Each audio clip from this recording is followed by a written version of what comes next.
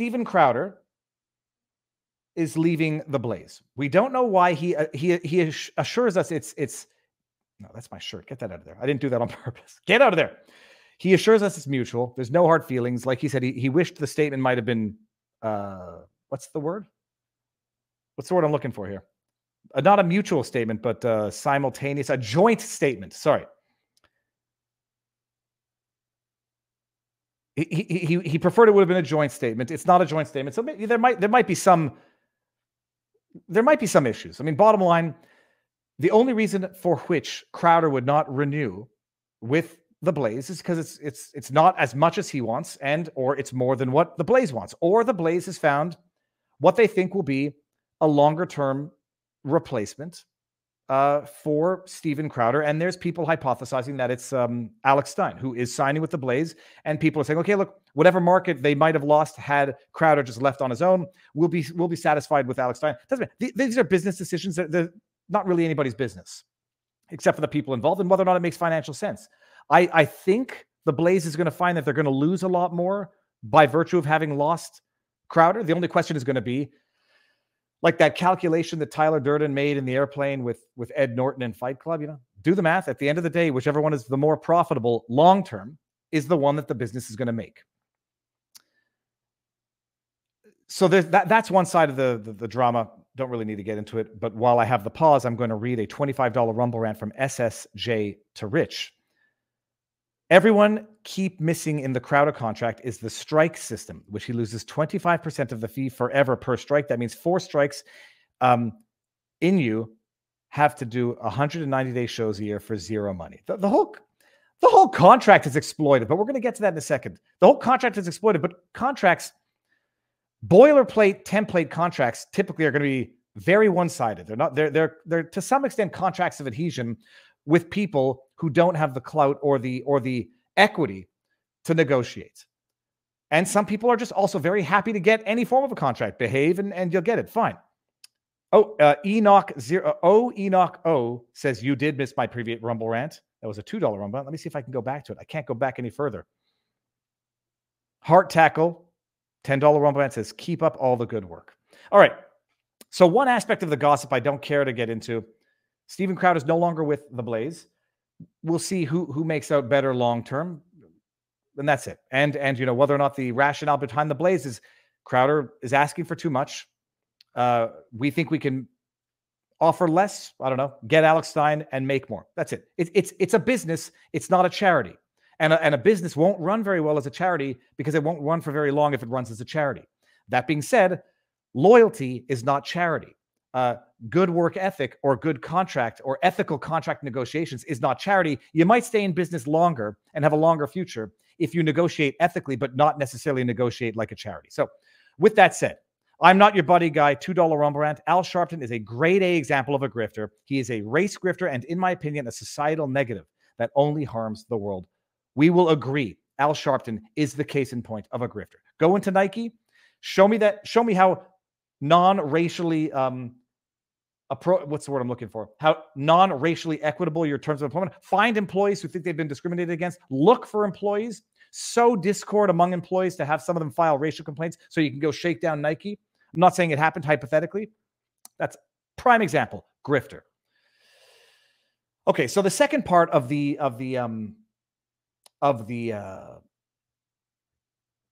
Steven Crowder drama saga, and this is much more legal, and it's cutthroat law. He put out a video yesterday called "It's Time to Stop," after having put out a tweet that said, "I'm not going to be quiet anymore," as if Crowder has ever been accused of being quiet, where he's calling out what he's now calling "Stop the Con," which is the con as in a con job and con as in conservative. So the double entendre, comme on dit en français. Ho, ho, ho.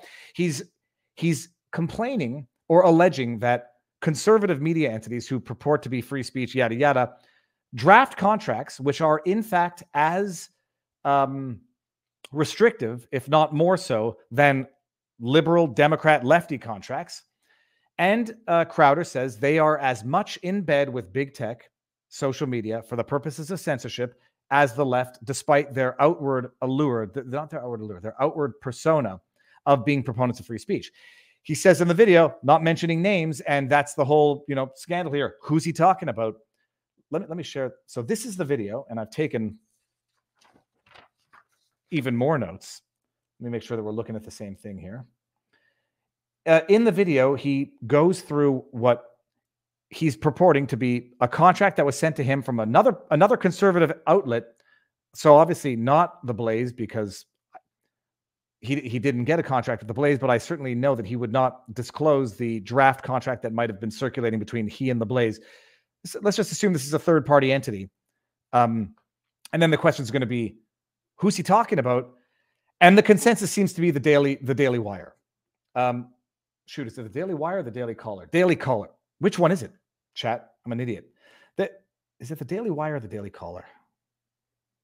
There's a pretty decent consensus. Guys, is it the Daily Wire or the Daily Caller? Daily Wire is black and white, and Daily Caller is blue and red. And I forget which one Shapiro is. Daily Wire. Okay, so Daily Wire. What's the Daily Caller then? Daily Wire. Okay, everyone. It's the Wire. So everyone said, I'm not mentioning names, but everybody seems to know who he's talking about or suspect who he's talking about. And at the end of the day, who the heck else could he be talking about? Like a post-millennial, OAN, Fox News? There were some other legit possibilities. Doesn't matter. And at the end of the day, it doesn't matter because this is a contract that I call it industry standard, but it's, you expect to see terms like this in contracts. But hold on. My first note says at 2:30. Oh, I gotta wait through an ad. 99% Come of on. people with an IRA or 401k will not see this video, and that would be a tragedy. Why is that? So the first note that I have is at 2:30. Here. Side with Big Con. Okay. The people I thought were fighting for you, a lot of it has been a big con. Now, I'm specifically avoiding naming names or going after individuals. Okay, well, I guess that was my first point. He's not naming names, but by all accounts, it looks like he's naming names. And there is, I know people are happy with what he's doing, calling out the hypocrisy. There is a big risk in all of this in that he's, Crowder to some extent is making sure that he's going to succeed independently because, this is going to be a warning shot to anybody else. Now, a lot of people are going to fear, I presume,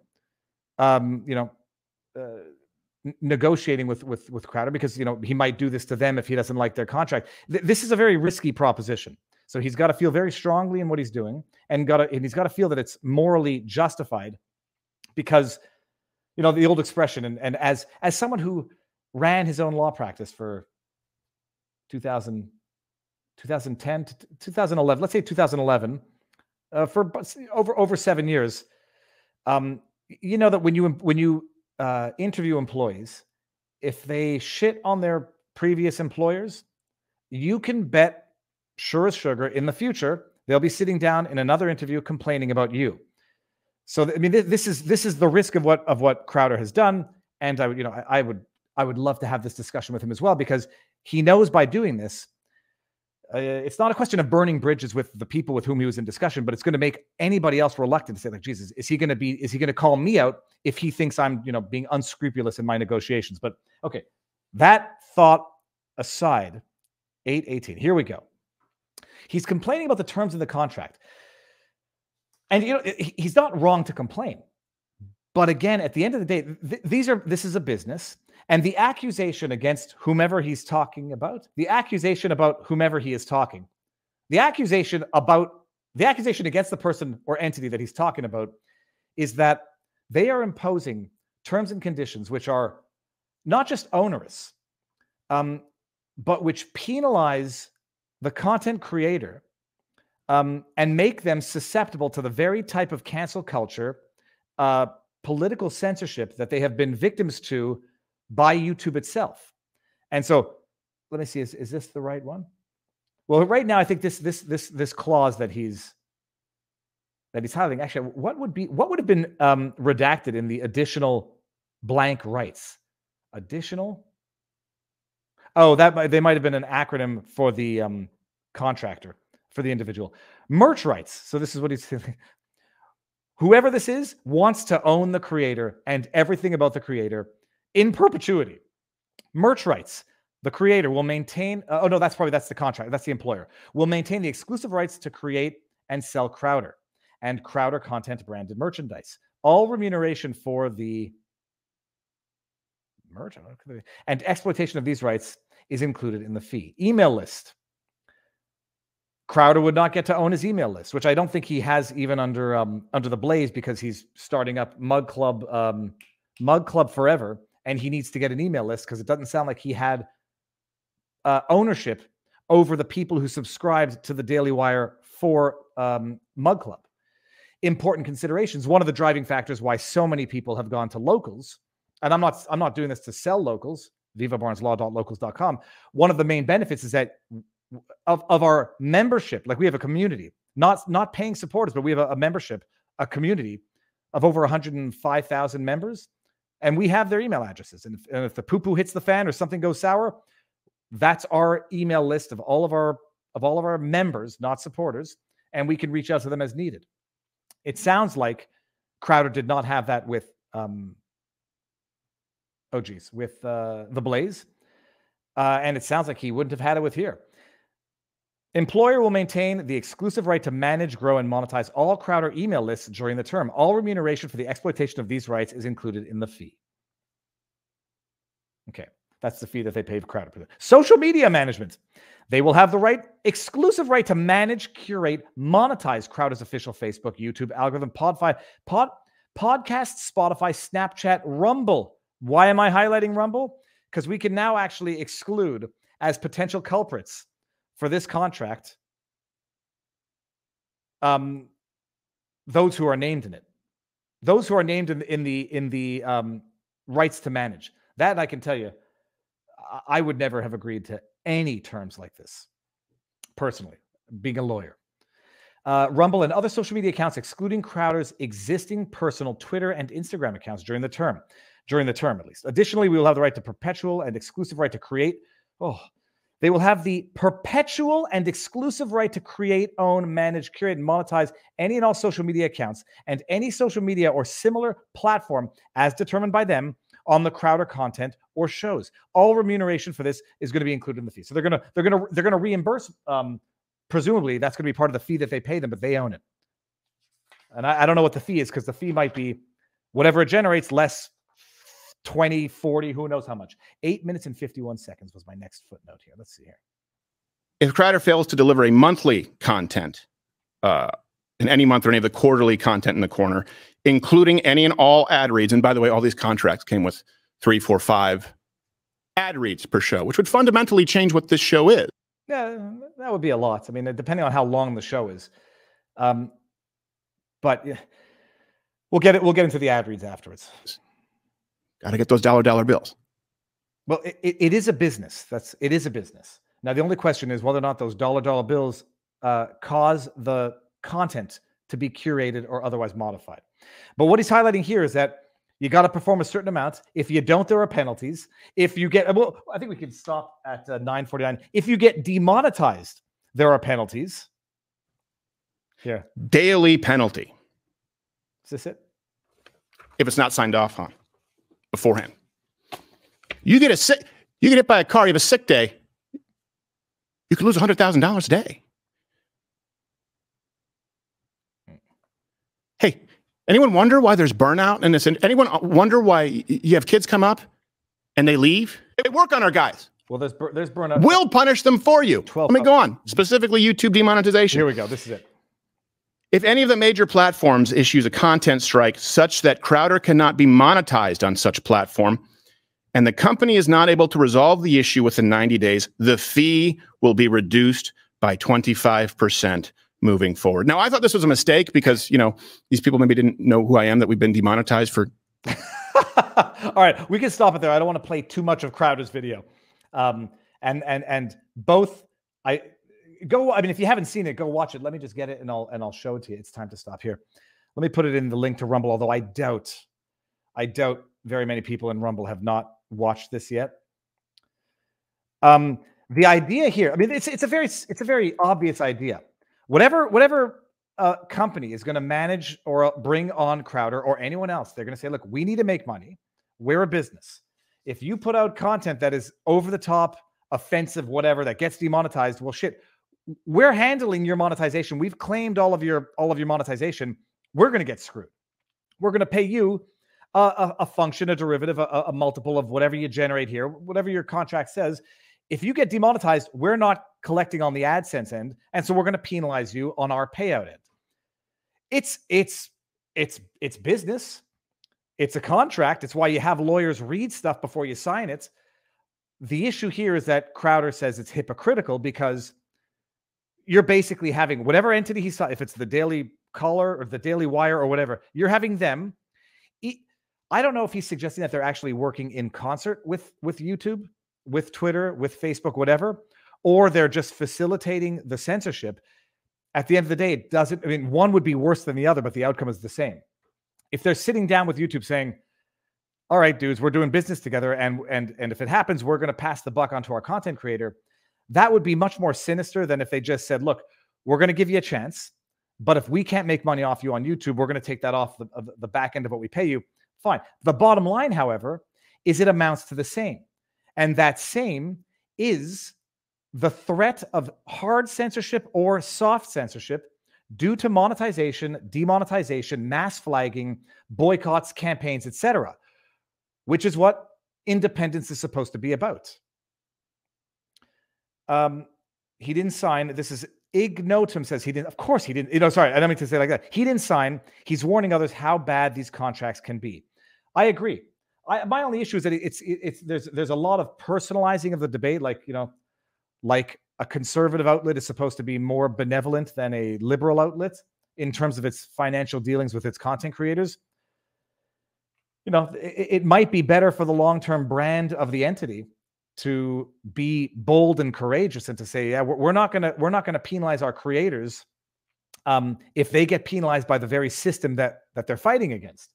Whereas by this contract, it looks like someone says, I want to suck and blow. I want to hedge my bets. I want to fight the man while passing the buck of the man's abuse onto my lowly content creators. And here's the contract, take it or leave it. And if you leave it, good luck on your own.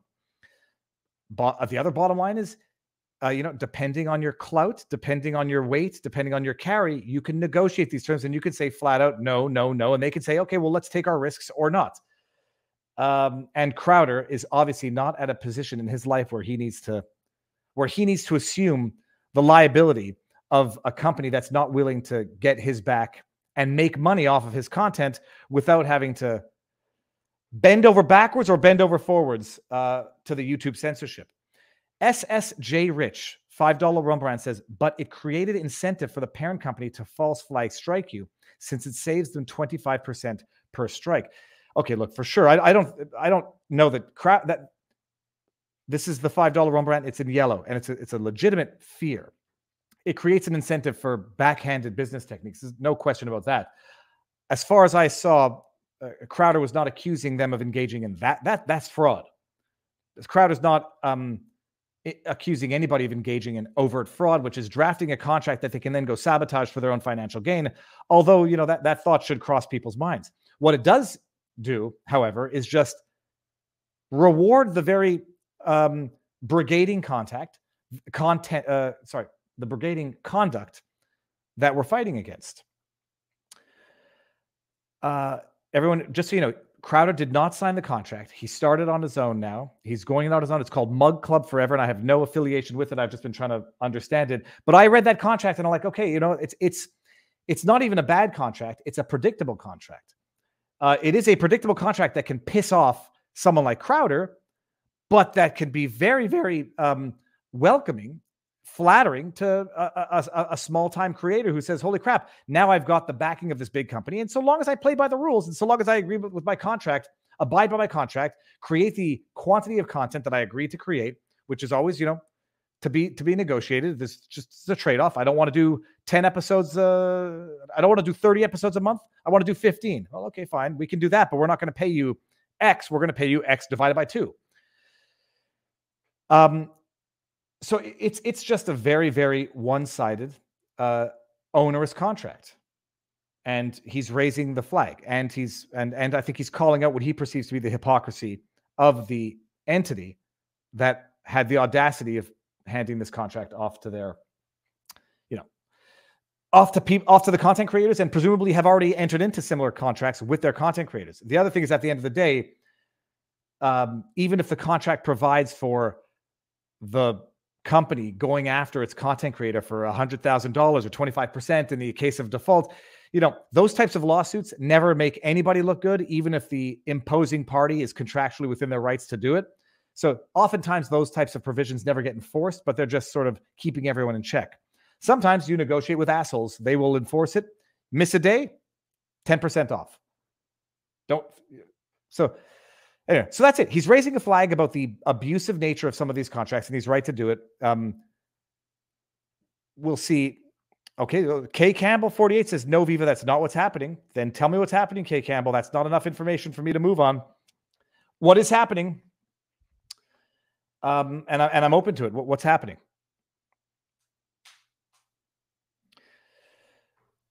That's the contract part. The hypothesizing about advertising compromising intellectual honesty. Sticks, Hex, and a Hammer put out a video today. I watched it, and he named a few people who he thinks, in his assessment, have not been compromised by the business, who are always going to be intellectually honest and have not been bought out, sold out, or grifted out. I got to tell you, I was a little disappointed that I didn't hear my name. He had Razor Fist. He had, oh, now I forgot everyone else he mentioned. I was a little disappointed he didn't mention me, because the prevailing thought is that if you get a sponsor, you're going to shill for the sponsor. You're going to change your content to please your sponsors. And that will be true or not, both of sponsors and of community. There are people who shill, moderate their content, modify their content to please their community because they rely on their community for support. If one is going to compromise one's intellectual integrity, they'll do it for sponsors. They'll do it for community support. They'll do it for clout. They'll do it just to remain relevant. So sponsorships, in as much as they don't, if a sponsorship compromises an individual, it's because that individual was able to be compromised, period. And they would have been compromised by any number of other factors that guarantee or ensure survival. They would have compromised to the will of their crowd. Hey, we want to see more of this type of content. Fight with this person.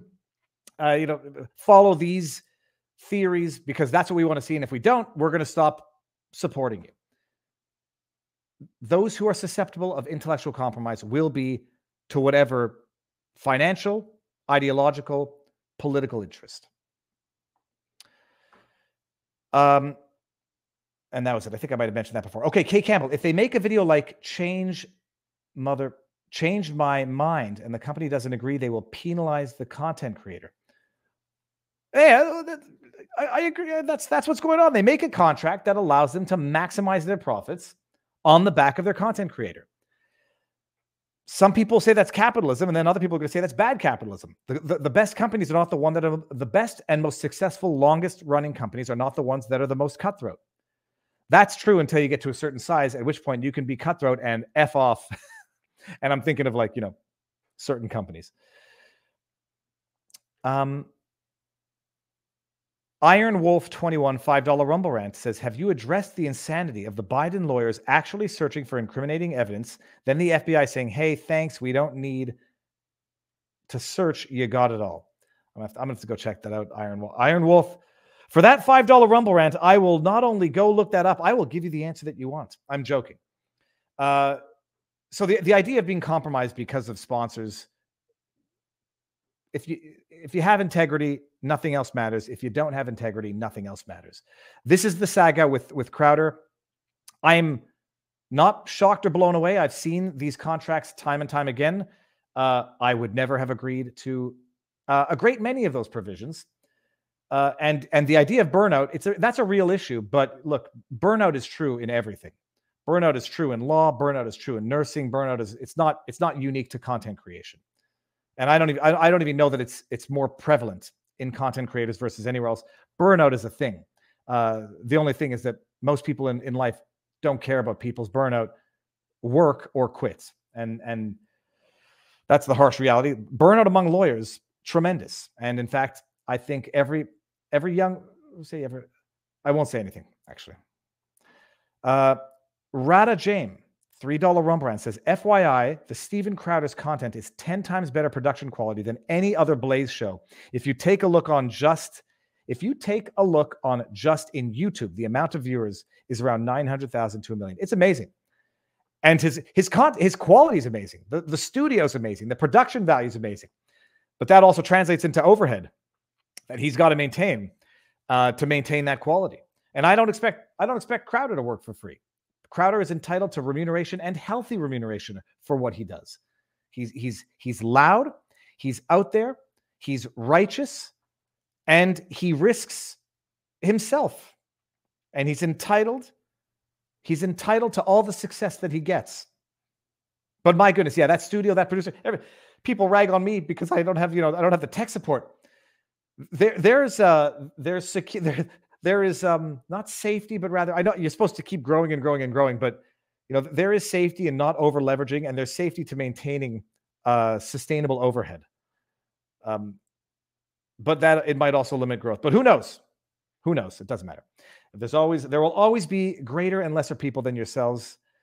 That is from Desiderata. Stay humble and do not compare yourselves to others, because there will always be greater and lesser people than yourselves. And if you compare yourself to them, you may become vain or bitter.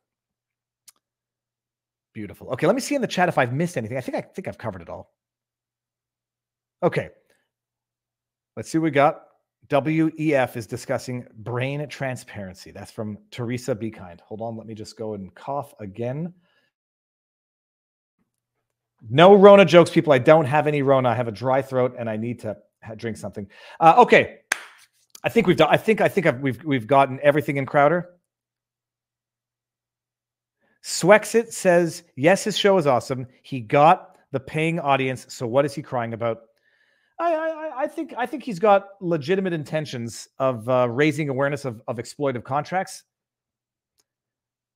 I think long term there would have been better ways of doing it. My humble opinion. The same discussion could have been had, presumably without calling out any one person in specific. Because if it's not the Daily Wire, everyone thinks it is. So the outcome is the same. And if it is the Daily Wire, everybody knows. And so the same point could have been made. Hey, people, here it is. There's no legal advice. Don't sign a freaking contract without having a lawyer look it over, okay? Even when I enter into contracts, I have a lawyer look them over. It just so happens that my father's a lawyer, my brother's a lawyer, my other brother's a lawyer, my sister's a lawyer, my sister-in-law is a lawyer, my other sister-in-law is a lawyer, my brother-in-law's parents are lawyers. Am I missing any lawyers? Oh, yeah, and I know a few lawyers.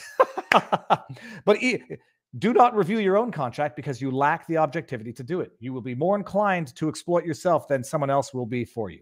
And it's a lot easier to have someone else negotiate for you because sometimes it's embarrassing to negotiate for yourself.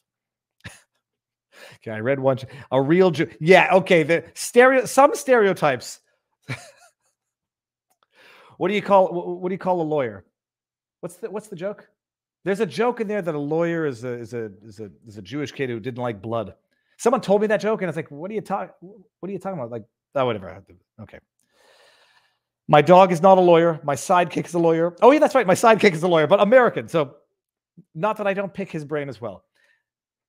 Bottom line of the Louder with Crowder saga: politics is nasty. Business is not always friendly. You don't always get paid what you think you're worth.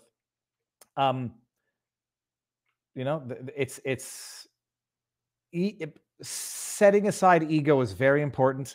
And yes, don't expect charity from any corporation, period. Don't even expect charity from a charity, okay? There's a reason why, the Red Cross CEO gets paid $600,000 a year. Don't expect charity from a charity. Okay. Yeah. Okay, so that's it with Louder with Crowder.